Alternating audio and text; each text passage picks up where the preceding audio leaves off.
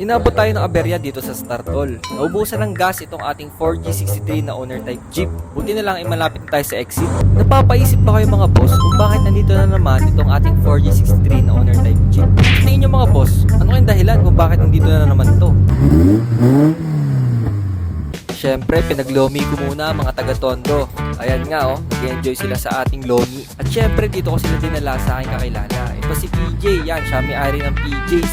Yan, magkumain na kayo dyan mga bossing. At tingnan nyo naman, napakaganda ng kanyang Tamiya owner type Jeep. Hello, hi guys. Ako nga pala si Ryan. Kung kami yung nanalo no second batch, 4G63 yung makina. Nagpatulong kaming maghanap ng buyer kasi kailangan namin ng pera pang negosyo. Pero kung ako lang din ang masusunod, ayoko siyang ibenta kasi nag-e-enjoy ako sa kanya. Sarap niyang gamitin. Kasi yun, nagkasundo ko po kami ni Sir Renwick. Siya na lang ang kukuha para hindi rin mapunta sa iba at alam niya yung kondisyon ng makina na okay naman talaga.